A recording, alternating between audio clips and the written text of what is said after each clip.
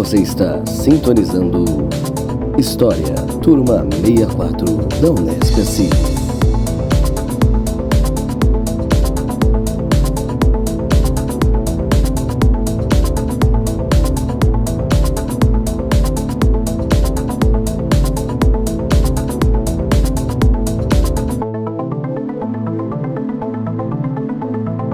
Fala pessoal, tudo bem com vocês? Nós, do História de Fato, mais conhecido como a Turma 64 da História Matutino, iremos trocar uma ideia sobre a escrita no Egito Antigo. Eu, Matheus, Malu, Abel, Edu e a Gabi. Bom, para a gente começar, eu achei interessante a gente colocar como primeiro tema, assim, a gente debater um pouco sobre os papiros e os papiros satíricos, que na minha opinião é a parte mais importante da escrita no Egito Antigo, e a Malu ela pode falar disso com mais propriedade para vocês. Oi gente, tudo bom? Bom, eu queria vou falar no caso, sobre o papiro satírico. Ele era um meio dos egípcios se expressarem através do humor. Ele era principalmente utilizado durante o período do Império Novo, que foi da 18ª dinastia até a 20ª. E nele, no exemplo que a gente trouxe para vocês hoje, a gente pode observar alguns animais realizando atividades cotidianas. O que são aqueles animais, Malu? O que eles representam? Bom, os animais centrais, o animal central que eu gosto de trazer, no de cima, o leão, que tá jogando senete com aquele... Servo. Aquele servo.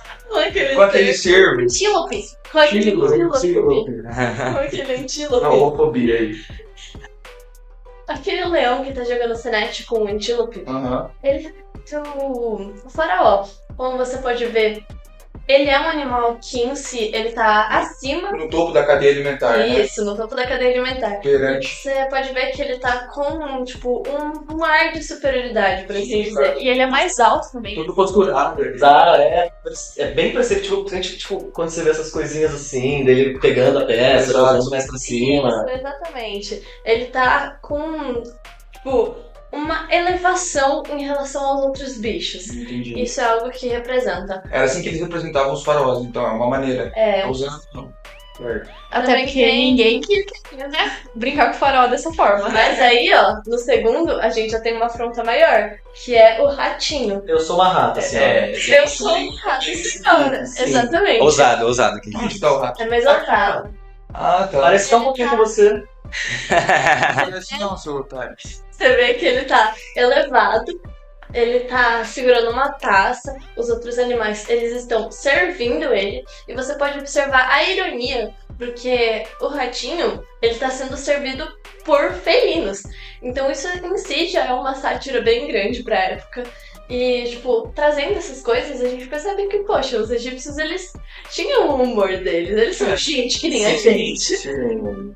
Também tem uma coisa que a gente pode até trazer na edição, que é o papiro satírico erótico, que são cenas pornográficas que... Bem ousadas, inclusive. Bem ousadas, viu? Ai, papai, macetei.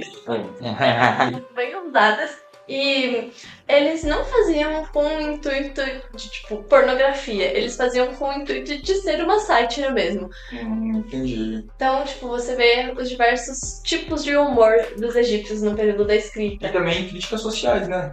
Quando não contém os papiros, né? Sim, com certeza. Críticas sociais. É engraçado você pensar que, frente a esses papiros eróticos, eles não tinham um intuito erótico em si, porque é a primeira coisa que muitos historiadores imaginam que foram pensando ao decorrer da época, que é, caralho, pornô. Tipo, mas... No Pornô antigo. pornô. Essa era a Playboy da época, sabe? Pornô... Nossa! O fato é que não era, tipo, era de fato um tipo de Uma saia de ar. um chanchada. Podemos dizer que o Papo Obviamente. Erótico foi o primeiro pornô Comédia chanchada. erótica. Sim. Comédia erótica. Até porque, querendo ou não, os egípcios, quando foi meio que, não vou falar destruída, mas a cultura deles, ela foi meio sorrateada. Até que Napoleão Bonaparte, a partir das expedições dele, foi encontrar tudo isso lá no século XIX. Desculpa, século XVIII, né? Século XVIII, desculpa. A Blástica. Sim, e também eu acho que foi na tumba da princesa Menerete, né, que encontraram esses papiros que a gente trouxe. Só que, tipo, Se eu não me engano, Foram ladrões. a gente tava conversando antes no backstage, eu e a Gabi, que eles tinham saqueado a tumba da princesa, não é, Gabi? É que a questão é o seguinte, as tumbas, antigamente, quando eles iam enterrar as pessoas principalmente mais importantes em relação à família da realeza, assim, egípcia, eles eram enterrados com várias preciosidades. Então, assim, as peças, as joias, os livros, todas as coisas que envolviam uma pessoa, eles enterravam porque eles acreditavam que essa pessoa, ela ia ter uma vida depois, entendeu? Mesmo depois de morta. E aí, a questão da princesa Menerete é que depois de muito tempo, as pessoas tentaram saquear, né? Os ladrões tentaram saquear, só que eles não encontraram tudo, porque querendo ou não, tinha um compartimento secreto. Aí não dá pra saber de fato se esses papiros satíricos, eles só não foram roubados porque eles estavam dentro do compartimento, ou se esses saqueadores basicamente não viram importância nisso. Papel? Não quero! Que? Sim. Justo.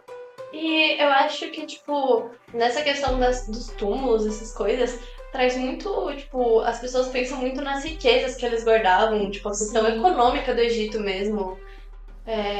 Eu acho que era o Edu que tava comentando mais sobre, não é? O que você fala mais? Pô, da questão econômica do Egito mesmo. Não, sim, o Egito antigo ele era bem organizado economicamente. Eu e o Gabriel a gente tava falando, e a escrita. E a escrita foi bem avançada nessa época por causa que na agricultura eles faziam transações, né? Troca entre eles, né? Aí tinha que usar os hieróglifos para mapear o que eles plantavam, o que eles trocavam, o que eles vendiam, né? Aí foi evoluindo bastante. Eu acho que os papiros foram aí que foi a virada de chave, né? Do Egito. O hieróglifo, a escrita sagrada, você tá falando? Isso. No Noite Império Novo, era um serviço voltado somente para homens. As mulheres, elas não podiam participar. E o que acontece é que os escribas, eles possuíam como posso dizer? Eles eram pessoas importantes na sociedade egípcia, porque eles eram tanto trabalhadores do Estado, então eles dialogavam com o faraó, né? E por conta disso, eles recebiam uma grande recompensa. Eles não tinham que fazer trabalhos físicos, então, sabe as construções das pirâmides? Sim. Eles não participavam disso, e eles ainda por cima eram livres de impostos, então, tipo, a delícia de trabalho. Era uma vida muito boa, né? Sim. Em comparação com os outros, né? Todo mundo tinha que pagar imposto pra todo mundo. Então, eu acho que o faraó ele cobrava muito das pessoas que plantavam na época, né? Então, quem tinha... Sim, então todo mundo que tinha uma parte de plantação tinha que dar pro faraó na época. E o que fazia com o dinheiro? Pergunta lá pra ele. Na época não tinha dinheiro, isso daí é uma curiosidade muito boa, né? Era troca, né? Era a base de troca, né? Eles davam um pouco da plantação deles. Tanto que é uma característica da 18ª dinastia, essa 19ª dinastia, esse período de trocas comerciais muito vigente, a própria exportação do papiro, Sim. tinha no Egito, então todo mundo precisava de ter algo para escrever. Vai importar o quê? O papiro. Documentação, né? Fazer documentação, né? Exatamente. E o engraçado disso é que esse debate econômico ele vai tendo tipo várias vertentes ao decorrer da história, né?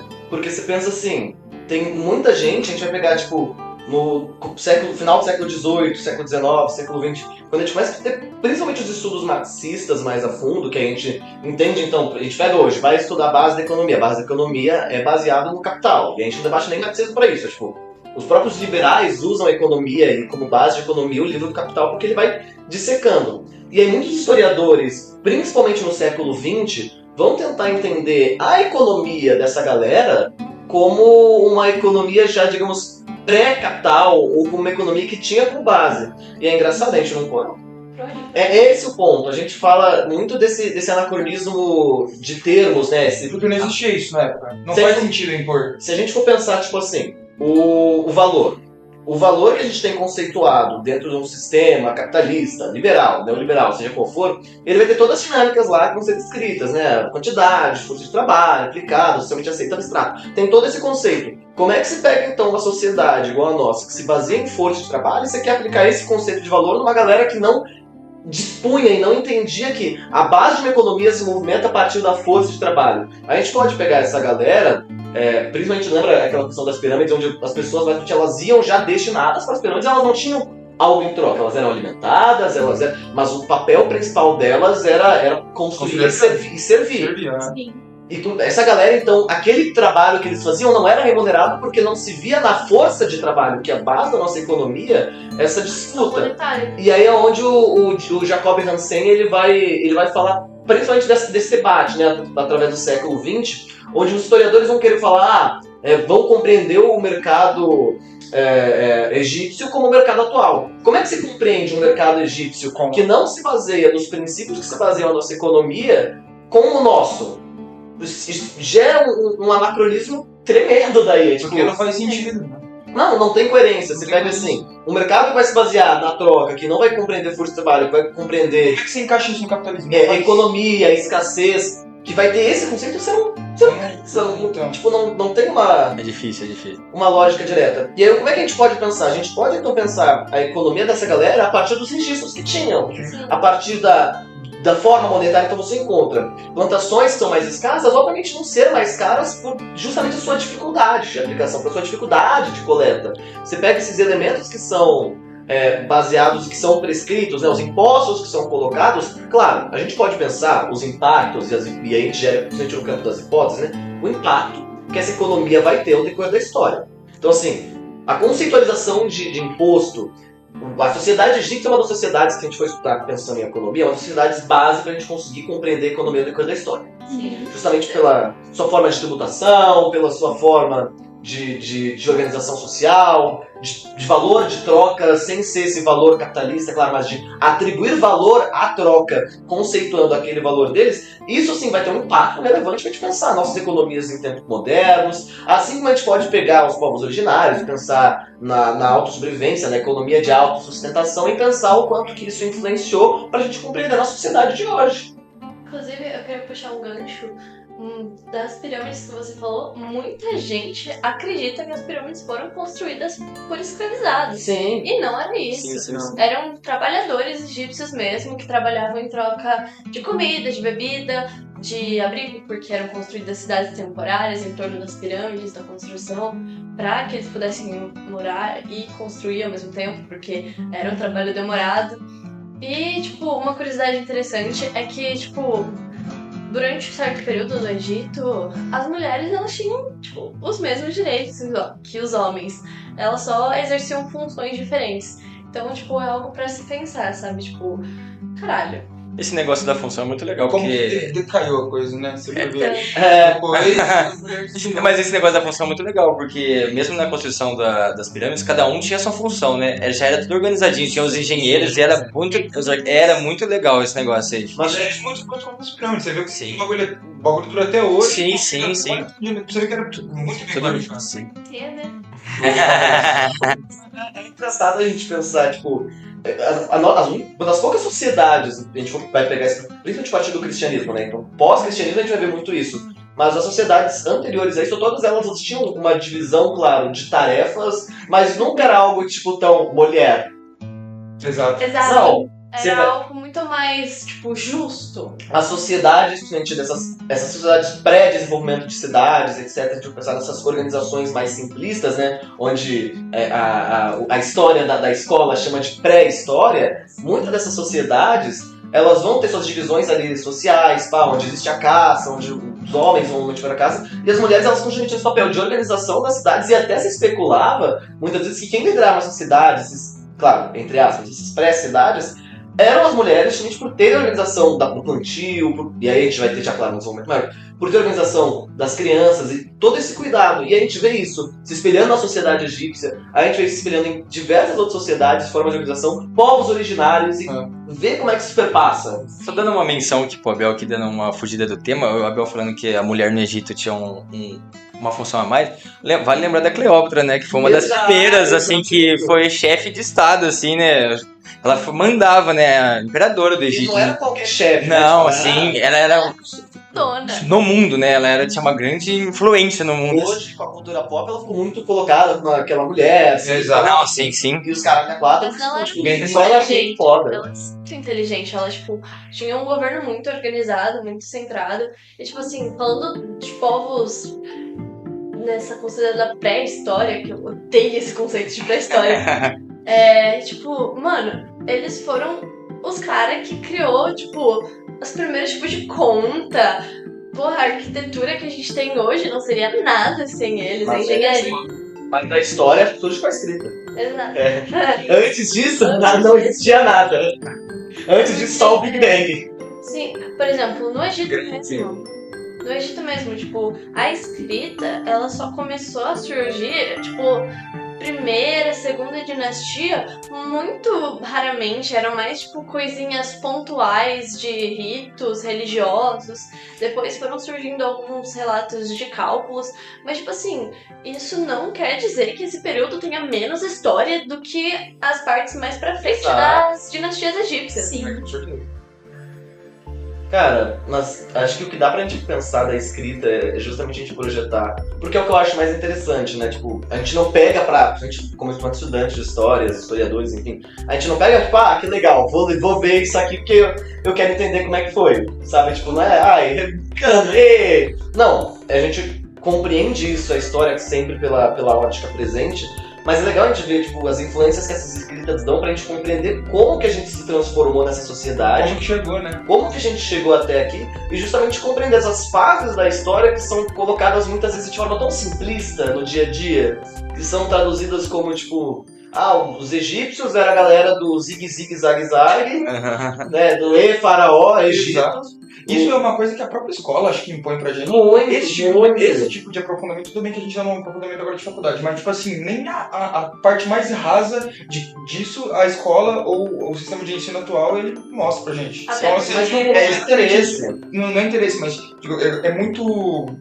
Eu esqueci a palavra, mas tipo assim, Estereotipado. é muito estereotipado. Esse negócio do zig-zig, aí o que você acha? São muito Exato. grandes. Você não faz ideia do quão importante foi os avanços para chegar no que a gente chegou hoje. Por exemplo, da escrita, no caso. Sim. Em relação à escola e à história, como a gente é ensinado, até um certo período da minha vida, eu acho que até o 8º ano mais ou menos, eu acreditava que eram os escravos que construíram as pirâmides. E aí que mora o problema.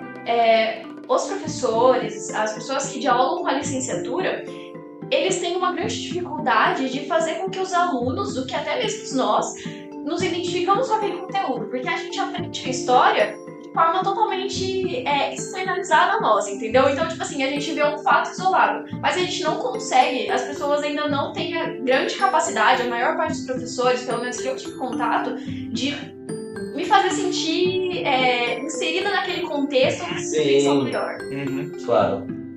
Quando você se sente inserido no contexto, você consegue entender o porquê daquilo aconteceu, né? As ramificações que fizeram com um evento X acontecer. E não só jogar o fato, né? Sim. A questão didática também, para abordar o ensino da história, também é muito jogada em diversos aspectos. Tipo assim, É sucateada.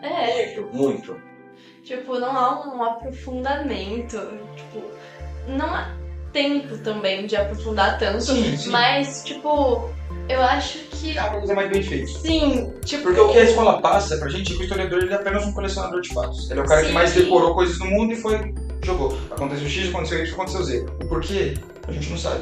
Mas aí é onde a gente volta, que é importante a gente entender a escrita desses materiais. Exato. Mas é que tá na escola, a gente não pode jogar um material tão... Tudo bem, Mas, tipo assim, você explicar, esses registros são o que fazem, a gente entender. Não é um material disso, só que é aquilo. Não há, a gente pensando hoje no MEC, na BNCC, não há esse material. Se a gente for pegar a educação do Estado, então, atualmente a educação do Estado de São Paulo, que colocou que haviam praias em São Paulo e etc., na cidade de São Paulo. Se a gente for pegar esse tipo de coisa, há um desfavorecimento, há um desfavor tão grande de pensar a escrita e a história da escrita ao decorrer disso, que é absurdo, Por isso que eu cara. digo, não é uma revolução, não tem que mudar a maneira de ensino, mas é só fazer mais bem feito, sabe? E não há, tipo...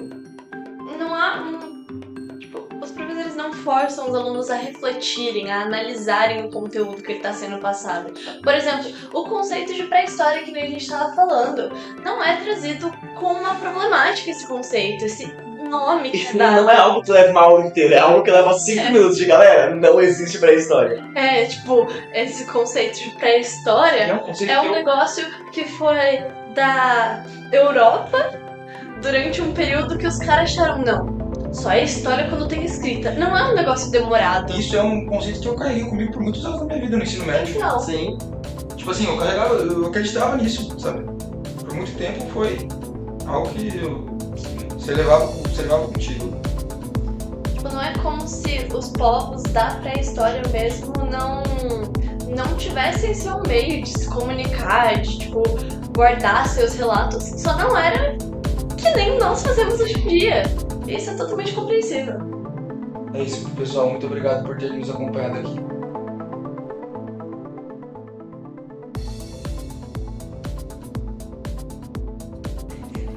Gente, estamos encerrando aqui as conversas já, então vamos tirar uma foto? Vamos. Eu não tô aparecendo. Ai, cadê? Aê.